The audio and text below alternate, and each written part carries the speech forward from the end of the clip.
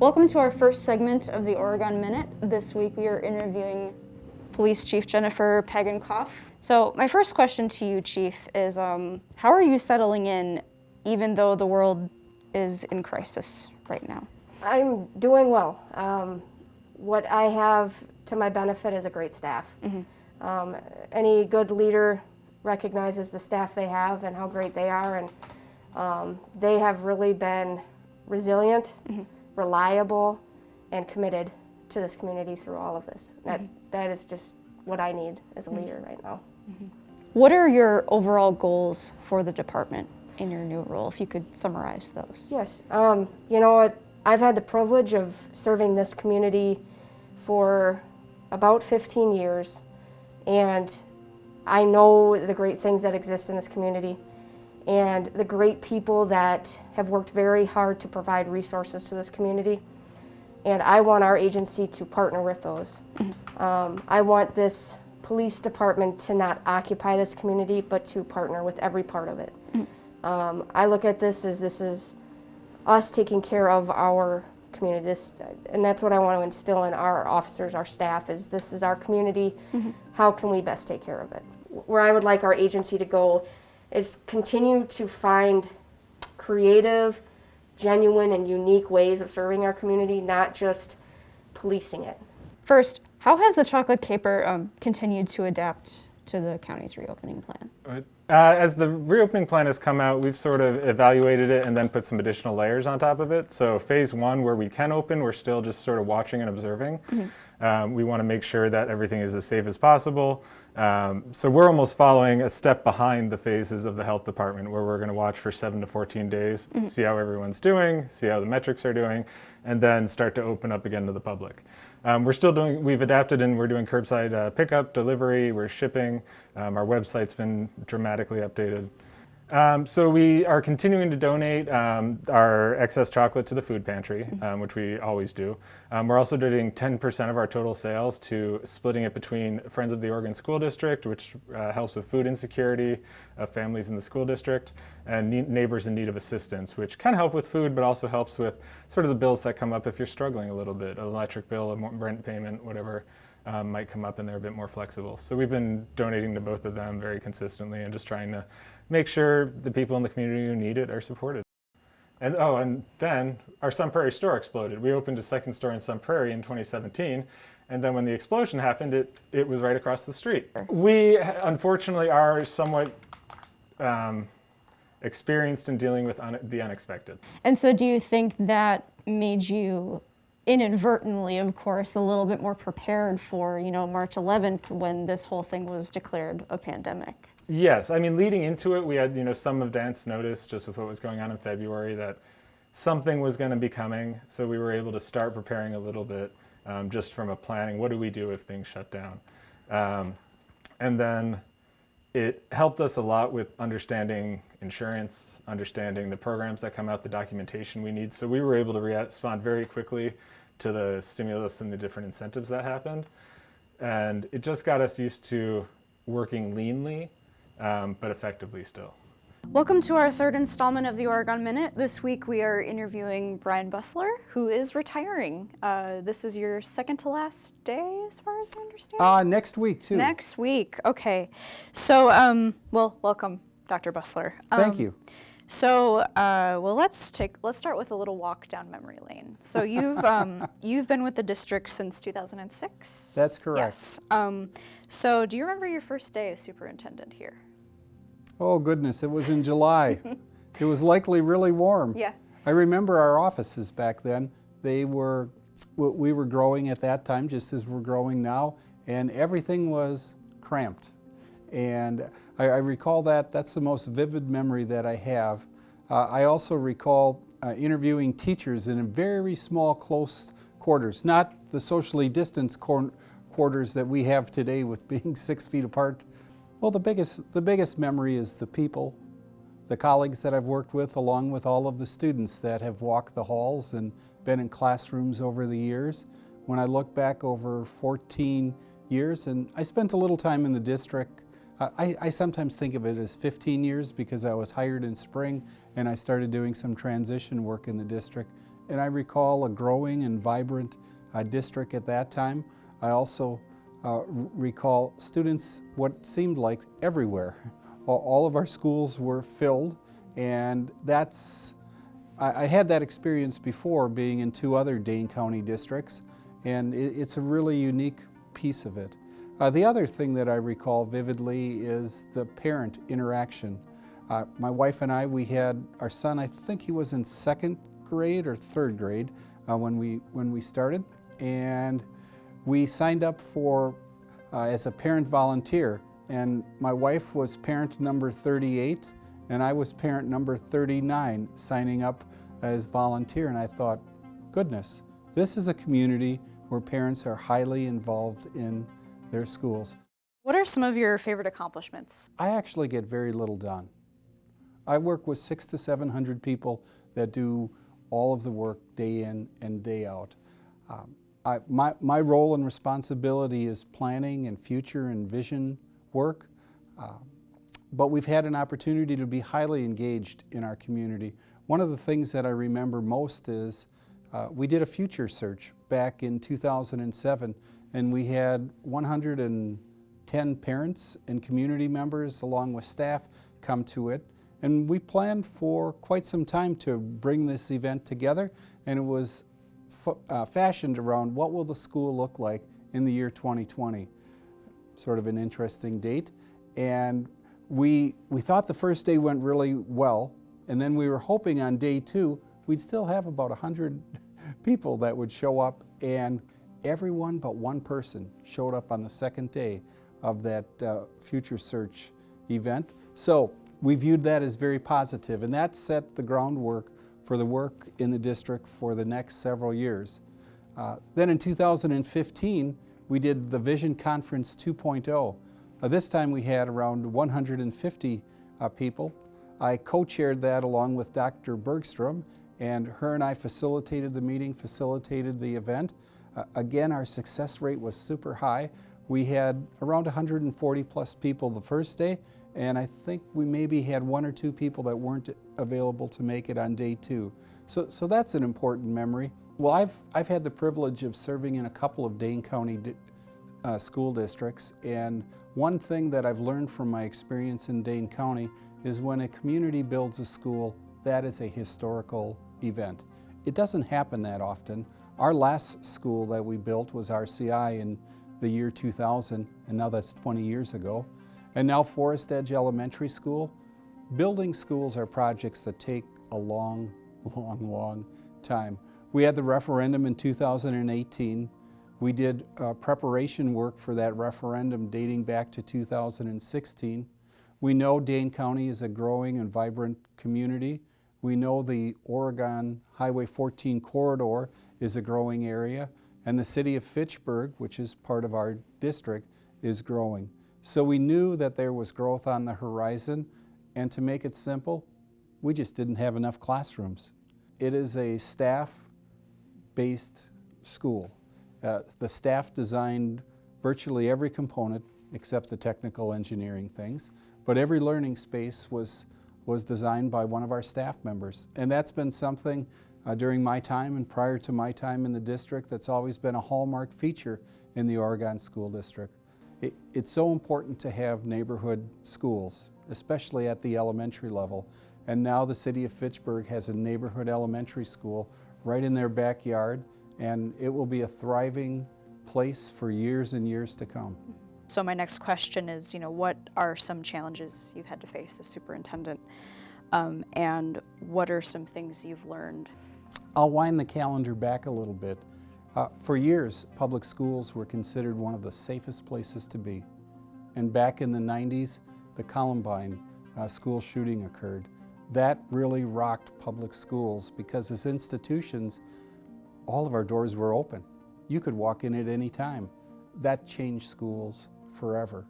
Then in the early 2000s, 9/11, I recall vividly 9/11 because it was a day, I was a superintendent at the time, and our school district had a late start. So all of the students were at home while we were having professional development in-service time at school, and that was, we were off by about 2 hours in terms of our late start. That was a super trying time for public schools to wrap all of those pieces to that puzzle and get our heads around it.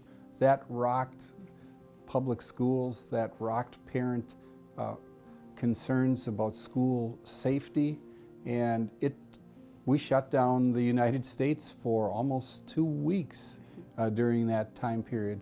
That was a challenging time. And another time that was very powerful was during Act 10. And that was 2011, if I'm recalling correctly. I think 2010? Or 2010, 2000. Something like that, yeah. And 11.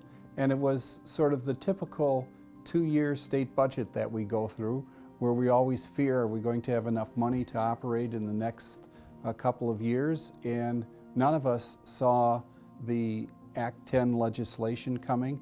And then being so close to the state capitol, it had a tremendous impact on our community.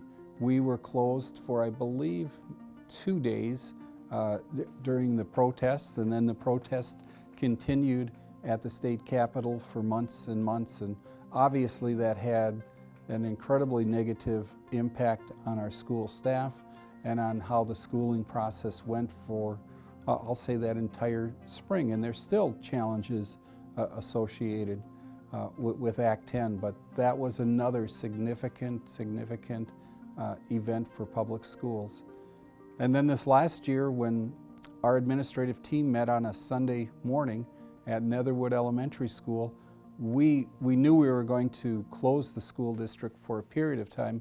We had no idea that that period of time would last through June 5th, which was our end of the school year this year. And again, unprecedented. And when this pandemic hit, again, I was thinking, will this be like H1N1, where we do a lot of planning and we'll be back in school and everything will be back in session? Well, I think we all underestimated the depth and breadth of this pandemic, and that was challenging too, because we are in the people business, so to speak. And the relationships that we have with young people, that's the key to their learning, and for us to be able to teach them and for young people to be able to grow and develop.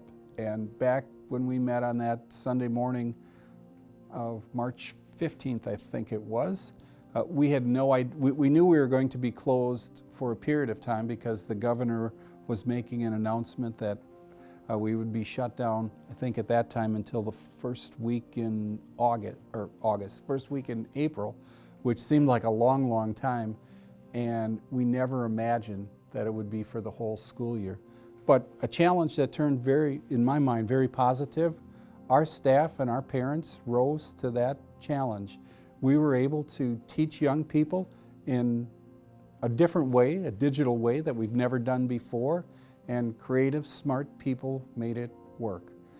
What are some things you've learned as a result of the last couple of months and the challenges that you've mentioned, throughout your career as a superintendent? I would say patience and time are our best friends. I agree. Time moves forward. And being able to accept that, and sometimes it's difficult to accept things. We don't know what tomorrow brings. We don't know what the week after that brings, and we have to be careful not to get so focused on next week, 2 weeks from now, a month from now, and really stay in the present. And that sometimes can be a really hard thing to do. We want an answer to something. We're Americans. We're used to getting it done super fast, and also being able to accept the fact that some things are just simply out of our control. But we're going to do our best, and we're going to respond in a positive, realistic, and upbeat way. Going back to challenges, talking about the George Floyd incidents, how did that affect the district? And what did you as a superintendent want to do to ensure that our students of color felt heard and part of the conversation? It had a profound impact on everyone, and a profound impact on our students of color in the Oregon School District and across the country. We have been working on one of our priorities, which has been educational equity. And the idea of educational equity started at that vision conference that I mentioned earlier in 2015. I will say we're not as far as we would like to be with that, and we continue to get better at it. And I also know that our students are looking for our action on that. Mr. Planner, Dr. Bergstrom, and I have met with our minority student union, our black student union, to have dialogue with students. 2 years ago, we had a group of over 260 Dane County students of color at a conference to talk about, give us advice in terms of what we can do to make important changes in our curriculum and to make sure that everyone is safe. And that's really the key. If you boil it all down, everyone should feel safe at school, everyone should be welcomed at school, and everyone should feel like they belong at a public school. That's not an easy thing to make happen. We are working. The other thing that our board did on this past Monday night is we are the first district in the state of Wisconsin to have an racism statement that's part of our board policy. It's the anti-hate speech policy. Now, there are a lot of districts that have it in their discrimination policy, but we're the first district to have a standalone one. We have been studying equity-related issues as a district for the past 4 years, but we haven't eliminated prejudice in public schools. We want to. We want to be a school district that is has an anti-racism model. We want all students to feel like they belong, because they do belong in our public schools, and we want young people to feel safe and valued. That's something that we have to work on every minute of every day that we're in school. It's not going to be done quickly. I wish it could be done quickly, but we have to work on it, and we have to make it a priority. And I'm proud of the work that our equity committee has done over the last several years, getting us to a point where now we have an anti-hate speech policy as a school district, but there's much more work to come. And for me, one of the keys is always listening to the students, listening to the voice of the students and getting their voice in the process and asking them, how can we make it better? And we're committed to working on that together. It has been a tremendous challenge in the country, a tremendous challenge for public schools, but I think education is the key to making a long and lasting change and improvement. Is there anything I missed that you would like to talk about? Well, probably the one thing, I don't know if you've had the opportunity to see a video that Dr. Bergstrom and I did, sort of a transitional video. I'll summarize the transitional video in 2 words. I attempted to make it a thank you. And my goal was to thank the community, thank our school staff, thank our parents, and thank our students, because it's all of those groups that make the greater Oregon community a wonderful place to raise a family, to have your children in school, and a community that you can be proud of. I've had the benefit, not all superintendents have the easiest ride in the world, because this job can be kind of tough at times. I've had the benefit here of working with an incredibly supportive community. You mentioned earlier, Emily, the number of referendums that have been passed. And our referendums, they didn't pass by 1 or 2 votes. They passed by 15, 16, 17, 20% margins, which means the community really values public education and values the investment in our schools. And when new people come to our community, the reason they come, or at least what they tell me, is for the schools. And they've heard about our school staff, they've heard about our community support, and the community has given us marvelous facilities that make education even a little bit better. but it all boils down to the school staff. And in 2016, our community supported a referendum to pay our teachers, not what I'd like them to pay our teachers, I don't think we can afford that, but to make a significant investment in our teachers, which from a retention and recruitment standpoint is so critically important. Now let's talk about the DOT project really quick. As far as I understand it, 138 is finished, correct? With the work that was closing down 138 is finished. And then just give us an update quick on Janesville and Park Street. And so, this is one of those projects that is a complete reconstruction. So it's a very big project. It's a very disruptive project, but we're excited because, we see that area changing so much. And literally, just the 5 years I've been here, we've seen a motel go up there. We've seen expansion in the areas. There's the Rosewood apartments that are going up.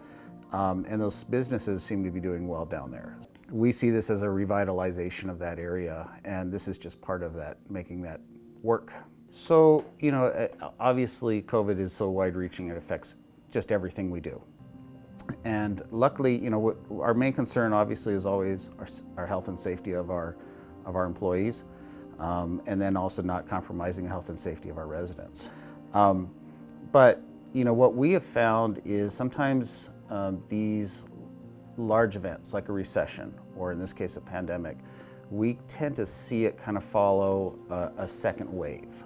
Right now, people are still in their homes, and it will take a while, I think, for some of the financial impacts to really roll through the village, whether that's in people not being able to pay their taxes or be able to pay their mortgages or something like that.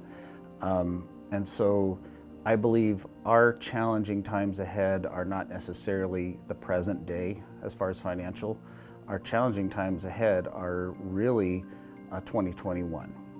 If and when we start to see decreased tax revenue, decreased transportation aid from the state, and there's a lot of unknowns out there. If you know that you may be facing a tougher year ahead, then you look at where you can cut back in present day. And that's all we're doing. Our goal every day is, first and foremost is, are we providing services? Are we getting water and sewer to everybody? And are the roads safe and passable and everything like that? And then beyond that, we want to make sure that our village is nice, looking nice, presentable, is well taken care of and well maintained. And until you've really walked in the shoes of my staff and myself, you really don't get an idea of how many things come up on a daily basis. And so we just always ask for people's patience. We've got a lot to do. The village board has been exceptional in providing us staff and equipment and resources to be able to do stuff, but it's still a lot of stuff to do with what we have the time and energy to do. So can you give us an update about library services and curbside pickup and all that? Absolutely. Right now, we're going to continue to offer curbside pickup for the immediate future. We have been very busy with that. We're offering it both on demand, where people can drop in during certain times of the week, and then we're offering it by appointment, so people can get materials that way. What challenges have you and library staff had to face, adapting library services during the pandemic? I think the challenges we're facing are similar to people in a lot of other businesses and workplaces. I think first, just the surprise of the situation, that everyone kind of has the stress and the family challenges and just adjusting to the situation to deal with. As far as the library goes, for a while we had to be closed entirely, and so we weren't even letting, most of our staff weren't even able to come in the building, and so a library is usually a really active community place, and for us not to be able to have people participate in the building was a little bit of a challenge for us, but we did use the opportunity to connect with people in other ways, so we really focused on ways to support the community during a difficult time. Now let's talk about the new Library Capital campaign. I think the main thing we really want to do is we don't want to just build something and have it be too small. We really want to build something that's going to be responsible for the community both today, but also into the future, to really last a long time and serve the needs. It doesn't have to be the biggest or the fanciest, but we want it to be something that really reflects Oregon and is something Oregon can be proud of. So can you talk about what a typical week looks like now at the youth center? So now, since June 15th, which was week 1 for us of virtual connections, daily we have a different themed club. And so Mondays is video gaming club, and right now it's Minecraft Monday. Tuesdays are art club, and we are uploading an art video to YouTube each Tuesday. And so viewers that are subscribed to our email list, they receive that link, and they are able to view those videos, try some art things at home, and then we encourage participants to bring them to the center the following Friday. Wednesdays is Science Club. Those are via Google Meet, and so they're more interactive, and we do different science experiments. Thursdays are Cooking Club, and Cooking Club items are always given out at that Fun Friday in-person interaction. And so on Fridays, we entitled it Young, Wild, and Free Fridays. And so what that looks like every week could be completely different. And so what have you heard from the youth who use the center about the new programming? Like what do they think about it? So the in-person interactions and actually like on Google Meets, it's definitely very exciting with the students. We're roughly have an attendance of 10 to 15 students per activity. It's just depending on what the week looks like for a particular student. So of course it's summertime, so students are going with their grandparents, are going on trips. So they're definitely saying, the activities are keeping them going definitely while they're here in town. Also, summer school hasn't started yet. So making sure, again, virtual connections, we wanted to make sure that it was there to provide activities for the youth. What message do you want to send in general as the new director? Oregon Youth Center, my idea is for it to be a one-stop drop for resources. And so what that looks like is being able to support families holistically. And so I am a strong believer of how can you support an individual, especially a child, if you are not including their caregivers. And I say caregivers because everyone doesn't have a parent in particular. And so we want to make sure to be able to meet the needs of all families and meet them where they are. And so with that being said, just being an open and willing door to be able to support the families of Oregon. And so what that looks like is definitely case by case scenario depending on what the need is. I am a strong believer of database making decisions, and so definitely surveys and me canvassing and getting out in the community. And as I believe that I'm a very personable person, to be out in the community and knowing what the community needs to be able to serve them effectively. That is the message that I would like to get out to them, that we are here to help, we are here to listen, to be able to find the solutions together. Welcome to the Oregon Minute. This week we are interviewing the new superintendent, Leslie Bergstrom. Welcome, Leslie. Thank you. I'm happy to be here. So you said you started July 1st? Is that correct? I did. I've been in the school district for 17 years. So on July 1st is when I moved my office down one. So that was the official start. So how does it feel to be the new superintendent? Are you adjusting okay? I am. I had such an amazing friend and mentor in Dr. Bustler. So he was helping me for quite a while assume new and different responsibilities that would prepare me for the time when he was gone and I was in the chair. So he was really instrumental in ensuring I felt comfortable, and I certainly do. I feel like this is a time that it's really important to have someone who's familiar with the school district as we're starting off the new year in such an unusual way. What background do you bring to this position? Well, I was a high school teacher for 10 years. I taught at Madison East High School. I was a social studies teacher. And I also was the student activities coordinator. So I had the opportunity to learn a lot about the different aspects of operating a high school. I had a great mentor in Milt McPike. And I also have to say Lee Thomas. He was a fantastic mentor. So Lee, if you're watching, thank you and hello.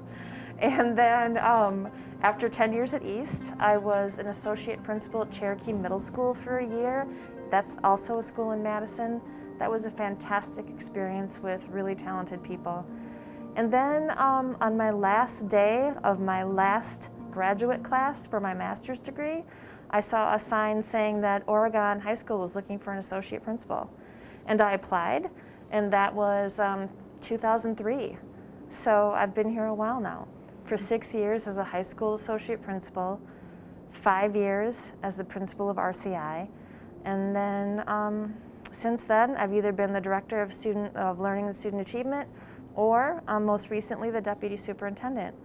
So I've had the opportunity, really grateful for the opportunities, to experience school systems and all kinds of different roles, all different ways of serving students and serving families, and they've really contributed to a wide knowledge set related to the needs of students, families, and systems. So this question probably has a very multifaceted answer. But what are your priorities for the upcoming school year as superintendent? Well, you're right. It is a multifaceted question. And a couple of things. And the first is the one that's probably the most obvious, and that is ensuring a high quality education in the midst of a health and safety crisis. So that is really what's taking up the vast majority of all of our time at the moment, is ensuring that we are providing for the needs of our students and our community while prioritizing the health and safety, and that includes mental health as well as physical health of our students and our staff. Because if they're not healthy, then nothing else really matters. This community is remarkably supportive of their schools. And because of that, because of their support, we really are able to attract and retain the highest quality teachers. And we're able to do a terrific job for our students because we have such a supportive community. So as long as I'm here and people might be watching, I just want to say thank you because they are really, really good to the schools, and we appreciate them very much. Welcome to this episode of the Oregon Minute. Today we are interviewing Mike Grace, Village Administrator. So what are your thoughts or feelings about your impending retirement? That's in a year. Yeah, so I mean, I've been here for 21 years, and so that's a long time for an administrator to be in one spot. And so I've had a really good job. Someone is going to be very lucky to get this job because of the board and the great staff we have and the great community. But yeah, I'm going to have some mixed emotions when I leave, and I'm really glad. Even though people have teased me, but I almost retired at the beginning of this year, but I decided to stay on for a number of reasons, and people have teased me about having to go through COVID. If I would have known that, if I would have stayed on, but I have no regrets. It's been a good year. I'm glad I stayed on for an extra year. Initially, we did furlough some employees. It was a crash course we took in COVID-19 response. And we did allow employees to work from home. If they couldn't work from home, we did furlough some employees. But now everyone's back at work. As I tell our department heads, we talk every week, sometimes almost every day, you have to make an adjustment. And that's what we've been doing, and we'll continue to do that in the future. We have somewhat of a goal among staff here to have a really, hopefully, an affordable tax increase on an average house in 21. That's what we're really shooting for, because we know people are hurting out there in the community. So we're going to try to do our share to keep taxes down as much as we can. I was really excited about, staying at the extra year because I saw all the exciting projects happening. I wanted to be at the board meeting where we announced, yep, we're officially building the library. We're starting to build the library. I wanted to be at the board meeting, for example, when we finally had the $500,000 raised for JC Park West. So it's very disappointing that has been put on hold for now. But I mean, we'll get back to that. The economy will get back, hopefully things will improve the next couple of years. But that's been somewhat disappointing that those two projects that right now are dependent on raising some fundraising money are sort of I guess we kind of gone back a little bit on that, even though we're doing some fundraising. We are continuing to do our street projects. Here is very similar. When we did this during the recession, we get great bids on public work projects because contractors are looking for work. And so this is actually a good time to do projects like that. Plus you can borrow money for very little interest. And so we're going to continue to do projects like Janesville and Park Street. We anticipate doing North Main Street with the county in 21, Janesville in 22. As you know, the board approved us putting the intersection improvements of Perry Parkway and Janesville in the budget for next year. So we're continuing to do all that we've been talking about. So, Elise, you've been village planner for around 9 months now, is that correct? That's right. I started around the end of October. And so how does it feel to have been in the village for that long? Well, it's been really great to be home. I grew up in the Fitchburg area but went to the Oregon schools, and so it's been great to be home, and this is really my first time living in the village since I was a toddler, so it's been really great to be able to walk to work and get back to the community that I grew up in. Mm-hmm. So when we first covered your role, your coming back to the village as planner, you had said that one of your focuses was to be affordable housing. Yeah, that was one of my main priorities with starting this position at the village, which had never existed before. Dane County is becoming such a popular area to live, and it's becoming really difficult for even professional working people to find a home to live in, and really feel strongly that if somebody wants to live in Oregon and stay in Oregon, there should be a place that's affordable for them to live. So really wanted to make sure that was a priority in my first couple years here. Mm-hmm. 1 out of every 4 households in Dane County could not afford to live in Oregon. What demographics are most affected by this issue in the village? I think we really see a lot of need with our seniors. There's a lot of people that are on fixed incomes and have raised their families in the village, and now they have a fixed income in their retirement, and they see that their property taxes continue to go up a little bit each year, and it just becomes more expensive to live in town. They may not want to maintain their yard and everything forever, and so they're looking for a place to be able to stay within the community that they really love and feel a part of, but they need to find something that's affordable for their income. Another category of people that we have seen that there's a growing need for are single parent households with children, and especially they're really looking for around like a 3-bedroom unit. So one interesting point of information with regards to just understanding why affordable housing is needed is that income levels have stayed relatively the same over the last 30 years, but housing prices have increased exponentially since then. And there was recently a study that was done that was looking at what would you have to be earning per hour to afford kind of the average 2-bedroom apartment in any given state.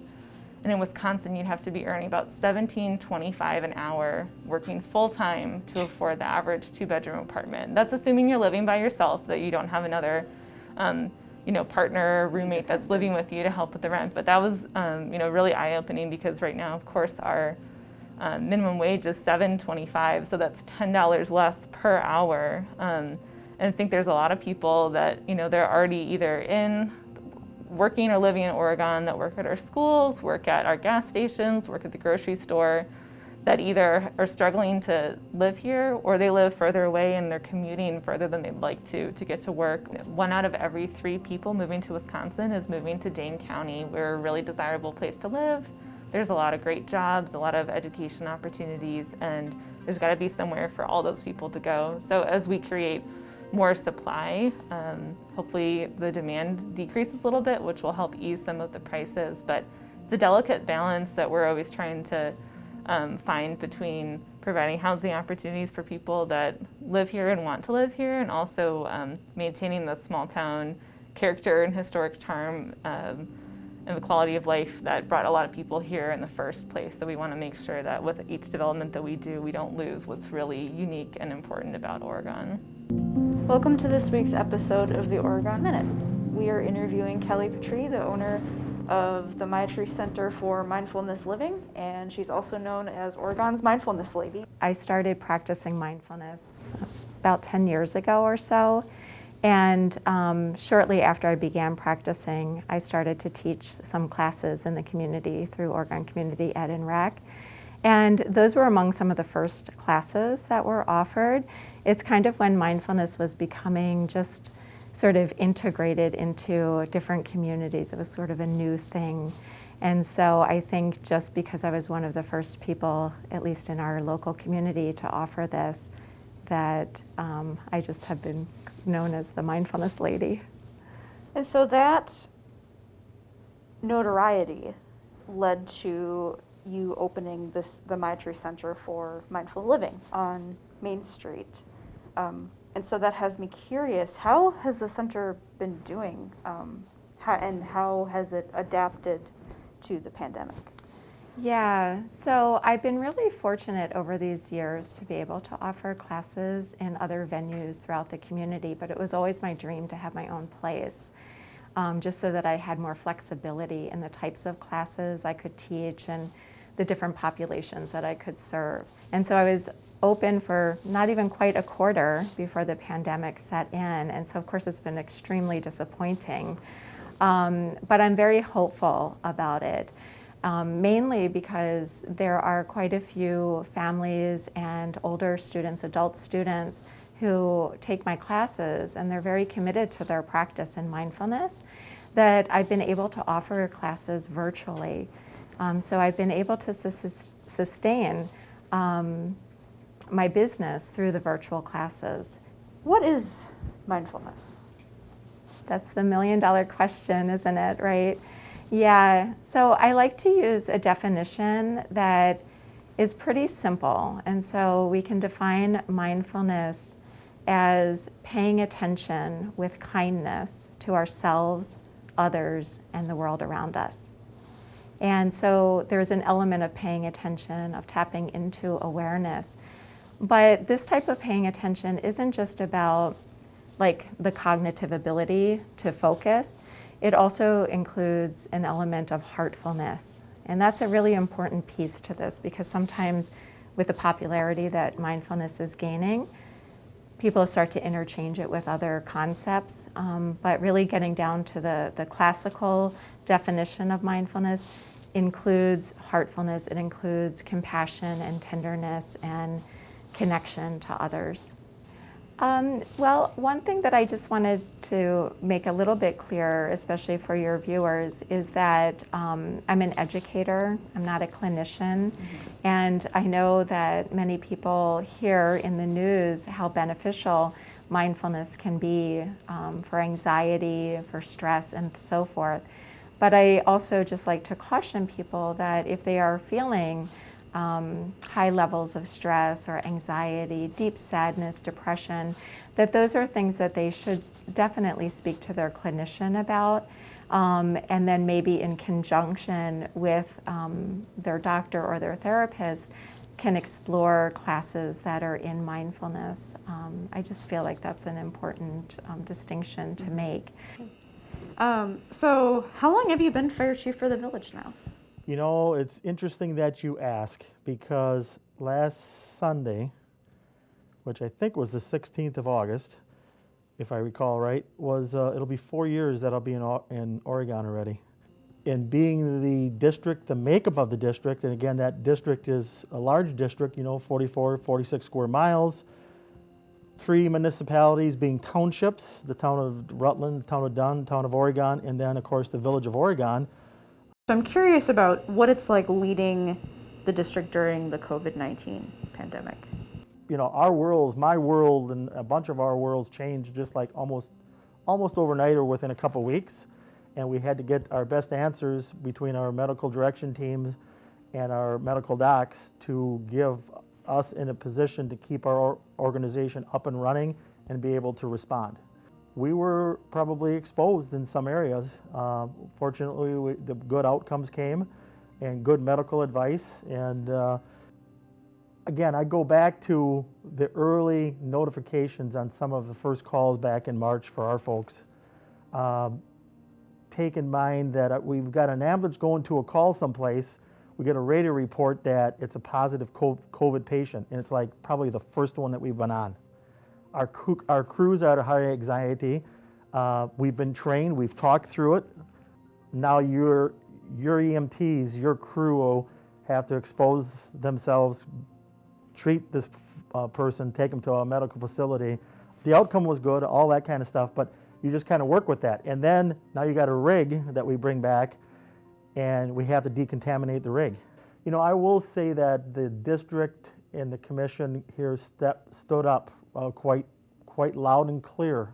You know, I don't know if how many staff I'm gonna have. I don't know at any given time. You know, I have 7 paid people over at that fire district.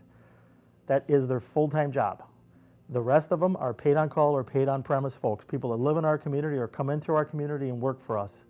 And one of my biggest fears were if, again, this was going as bad as what we saw on the national news, what's happening in New York, am I going to have anybody to respond to any incidents? And one of the things I wanted to do was make sure that people understood that our folks cared about it, and we did. And we basically came up with a plan that if any of our folks come down with COVID, that we would be taking care of them for a specific amount of time, and we would be helping them, you know, with some benefits, because in some cases our paid on call and paid on premise folks don't have those benefits, and the district did that. You know, we never had blue lights before in the light systems, but now we run them in the back of the ambulance periodically. We rotate them around.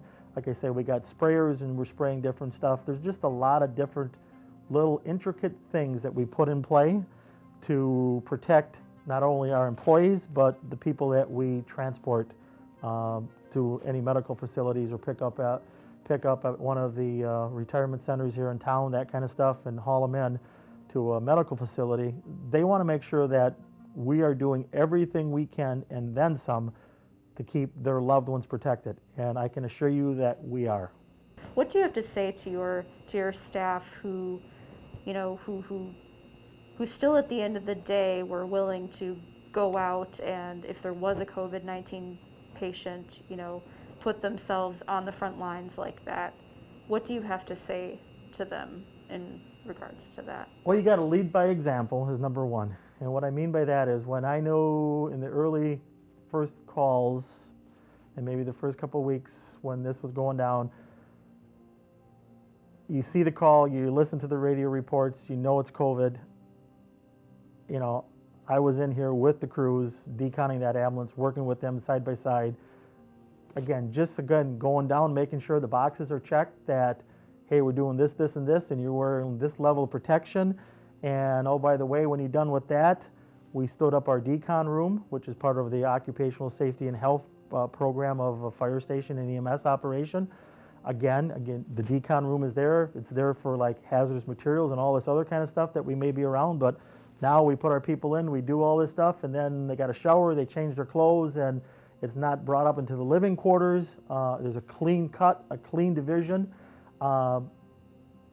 People understand that and are happy to see that their main boss or leader is with them and working next with them through this, because again, this is a lot of unknowns to both of us. I mean, all of us. And then you got the medical direction team on the phone, and you know, hey, this is what we did. These are the things we did. Is there anything else? And just those assurances. And then when you're all said and done, we all look at each other.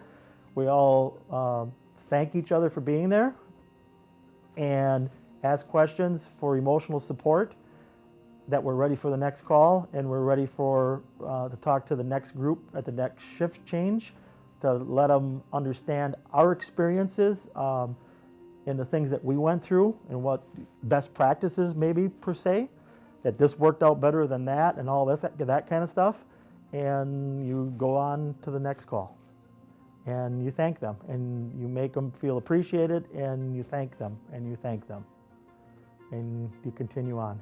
The men and women that are over at the fire district, each and every one of them will lay their life on the line for risking for another life. And that's what we do, and that's their intention. And unscary, you know, scary times and all that kind of stuff, but they will follow through and do what is needed. The only thing that I would add, and again, you know, everything is COVID and COVID, and then some related.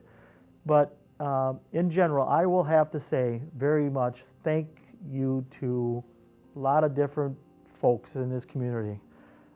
It is unbelievable the outpouring of support, people that have donated food, money, cards, thoughts, kids, all walks of life, really makes you really feel good, I guess, in the jobs that we do and the stuff, that there are a lot of people out there that do care about emergency responders. And I've been in that emergency responding field for a long time, and it's a good feeling, and I hope my young staff will see that and be around and stick with it as long as I have, maybe even longer. But that is what it's all about, helping the community and giving back.